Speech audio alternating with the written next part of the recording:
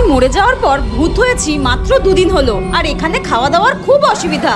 একটা মানুষ গেলে যে তার ঘাড় মোটকে খাবো তারও উপায় নেই, কারণ এই নিম গাছটা নিচ দিয়ে কোনো মানুষই যায় না। খিদেতে আমার নাড়ি ভুড়ি একদম চটকে যাচ্ছে, মনে হচ্ছে নিজের চুলটাই কামড়ে খাই। হঠাৎ একটা পেচি ভূতকে সামনে দিয়ে যেতে দেখি, আর আমি তাকে ডাকি। আমাকে সে কর্কশ গলায় জিজ্ঞাসা করে, আমাকে ডাকছিস? আমি বললাম হ্যাঁ, আর তাকে আমি জিজ্ঞাসা করলাম তুমি কিভাবে মরে ভূত হয়েছো। সে আমাকে উত্তর দেয়, স্কুলের ছুটির টাইমে আমি একটা মেয়েকে সিঁড়ি থেকে ধাক্কা মেরে ফেলে দিই, কিন্তু উল্টে আমি পড়ে গিয়ে মরে ভূত হয়ে গেছি। আমি বললাম আচ্ছা আচ্ছা, তুমি কোথায় থাকো? সামনে যে তাল গাছটা রয়েছে সেই তাল গাছের নিচের পুকুরে থাকি আমি, কিন্তু তুই কোথায় থাকিস? আমি বললাম লাইন দিয়ে পেছনে যে নিম গাছগুলো রয়েছে ওখানে আরো ভূতরা রয়েছে, ওদের সঙ্গেই আমাকে থাকতে বলা হয়েছে। পেছনের নিম গাছগুলো? আমাকে বলে ওই ডাকিনীগুলোর সাথে সাবধানে থাকিস, ওরা রেগে গেলে নিজেদের চুল ছেঁড়াছেড়ি করে, রেগে গেলে তোর সব কটা চুলও ছিঁড়ে দেবে। এমনিই আমার মাথার চুল কম, তার উপরে যদি এবার চুলোচুলি করে আমার এই কটা চুল ছিঁড়ে দেয় তাহলে তো আমি ন্যাড়া ভূত হয়ে যাবো। ঘুরবে ভালো লাগে না, তাড়াতাড়ি ঘুমিয়ে পড়ি। কি রে মিষ্টি, হ্যাঁ তুই এত তাড়াতাড়ি শুয়ে পড়ছিস? সবে তো মাত্র রাত 8টা বাজে, তুই এত তাড়াতাড়ি ঘুমোচ্ছিস কেন? আরে মা, তুমি কি ভুলে যাচ্ছ কালকে তো মহালয়া, ওই জন্য আমি তাড়াতাড়ি ঘুমিয়ে পড়ছি, তাহলে আমি ভোরবেলা উঠে টিভিতে মহালয়া দেখতে পারবো। তাই তো বলি মিষ্টির এত তাড়াতাড়ি ঘুম কিসের? মা আমি কিন্তু এখন ঘুমিয়ে পড়ছি, তুমি কিন্তু কালকে ভোরবেলা মহালয়া শুরুর আগে আমাকে ডেকে দেবে। ঠিক আছে, আমি ঠিক সময় তোকে ডেকে দেবো, এখন ঘুমিয়ে পড়।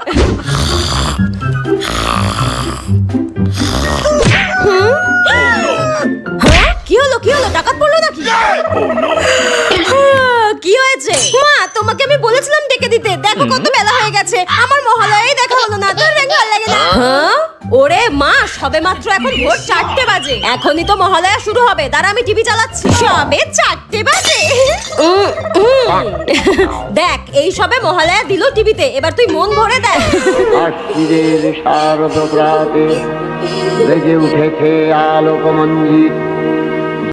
এ কি দুর্গা, এত সাজুগুজু কিসের জন্য? মহাদেব আপনি কি পাগল হয়ে গিয়েছেন? আর তো মাত্র কটা দিনই বাকি আমার বাপের বাড়িতে যাওয়ার, আর আপনি এখন থেকে এরকম কথা বলছেন? আমি তো একটু মনের মতো করে সাজুগুজু করে তবেই তো বাপের বাড়ি যাব। বাপের বাড়িতে তো বছরে আমি ওই 5টা দিনের জন্যই যাই, তাতেও আপনি তাড়াতাড়ি ফিরে আসতে বলেন। আগের বছর তো আমি বাপের বাড়িতে গিয়েছিলাম মাত্র 4 দিনের মধ্যেই আমাকে ফিরে আসতে হয়েছিল, অষ্টমী নবমী একই দিনে পড়ে গিয়েছিল। এই বছর আর ওইসব কোনো বালাই নেই, বাবা মা মাসি পিসি ভাই বোন সবার সঙ্গে ভালো করে দিন কাটাতে পারবো। আপনি আর বাধা দেবেন না তো, আমাকে একটু শান্তি করে সাজতে দিন। ঠিক আছে, তাড়াতাড়ি ফিরে এসো কিন্তু। মা তোমার পুজোর কিছুদিন পরেই তো আমার পুজো, আমি ততদিন মামার বাড়িতে থেকে যাই না। লক্ষ্মী, এতদিনের জন্য তোমাকে আমি ওখানে রেখে আসতে পারবো না, তুমি সরস্বতী কার্তিক গণেশ সবাই আমার সঙ্গে ফিরে আসবে। মা এবছর আমরা নৌকা করে মামার বাড়ি যাব না। রে বাবা না, এবছর আমরা নৌকা করে যাব না, এবছর আমরা হাতির পিঠে করে যাবো রে মামার বাড়িতে। কি মজা হবে! হ্যাঁ হ্যাঁ, আর তোরা দেরি করিস না, আর তো মাত্র কটা দিনই বাকি রয়েছে। যা যা তোরা ব্যাগপত্র গুছিয়ে নে, যা আমিও একটু সাজুগুজু করে নিই। যা যা তোরা ব্যাগপত্র গুছিয়ে নে, যা। বেটা এই দেখো, দুর্গাপূজাতে আমি তোমার জন্য কতগুলো শপিং করেছি, নাও নাও ধরো ধরো, দাও দাও দেখি দেখি।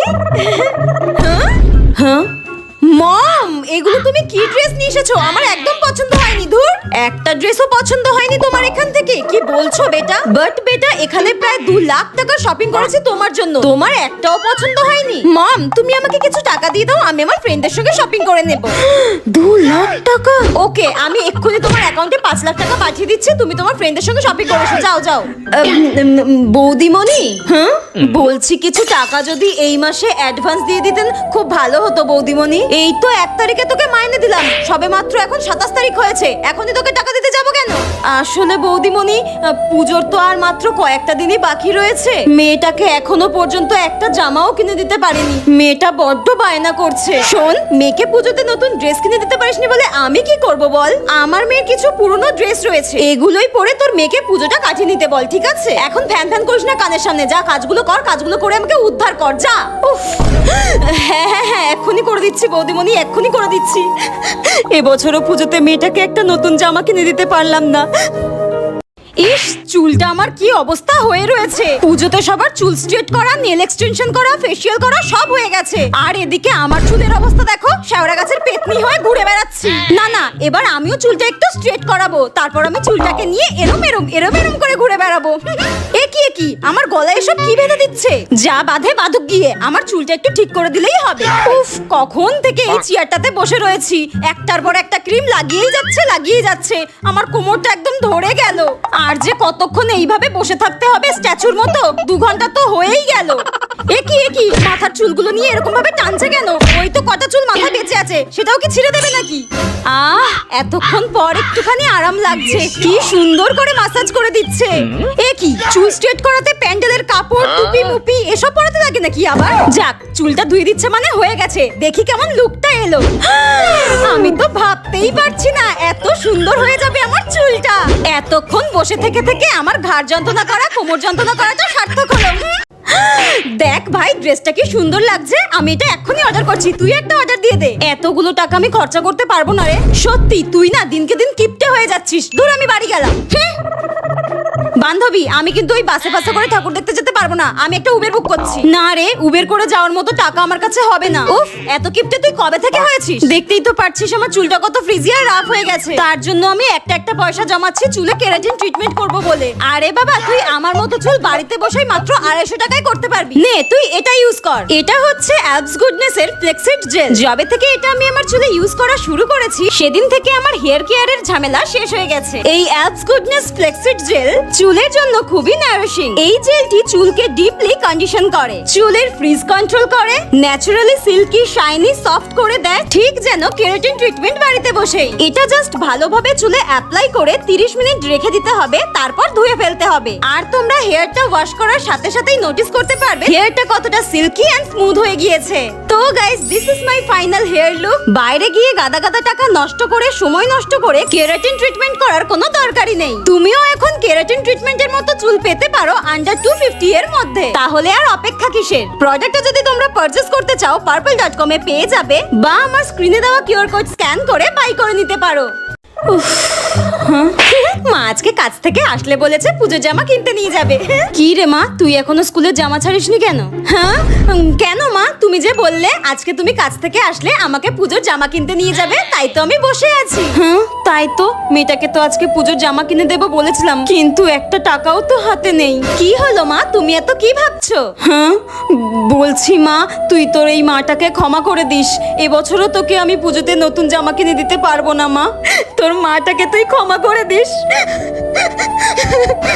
মা, তুমি কান্নাকাটি করো না, আমার পুজোতে কোনো জামা লাগবে না। আগের বছরের জামাটা তো এখনো নতুন আছে, একটুখানি তো শুধু এই জামার এখানটা ছিঁড়ে গেছে, ও কোনো ব্যাপার না মা, আমি সেলাই করে নেব।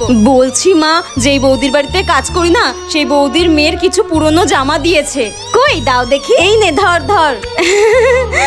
বাহ মা, জামাগুলো তো কি সুন্দর গো, একদম তো নতুন রয়েছে। আমি তাহলে এগুলো পরেই পুজো কাটাবো, ঠিক আছে মা? সত্যি, কেউ 2 লাখ টাকার কেনাকাটা করে সন্তুষ্ট হয় না, আর কেউ পুরনো জামা পেয়েও পুজোতে খুশি। এটাই হয়তো জীবন। দাও কাকিমা, ফুচকা দাও। কিরে বান্ধবী, তুই খাবি না? হ্যাঁ, না আমি খাবো না, তুই খা। আরে খা না। না রে, আমি খাবো না, তুই খা, আমি খাবো না। আরে কিচ্ছু হবে না, একদিন খেলে, খা না। আমি তো জানি, আমি যদি খাই পুরো টাকাটা আমাকেই দিতে বলবে, আমি খাবো না। খা, তুই খা। ঠিক আছে, খেতে হবে না। কাকিমা দাও, এই নিন ধরুন। ঝাল ফুচকা খাবি? হ্যাঁ। আরে না, আমি খাবো না, তুই খা। ঠিক আছে। দারুণ টেস্টি, এই নিন। আরে বান্ধবী, এক পিস খা না, কিচ্ছু হবে না। না রে, আমি খাবো না, তুই খা। আরে একটা খা, আমি খাইয়ে দিচ্ছি, তুই হাঁপার।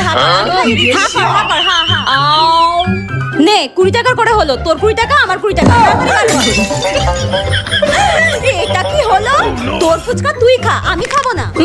একটা ফুচকা দিয়ে পুরো 20 টাকা ছেড়ে দাও ঠান্ডা। ভাগ এখান থেকে।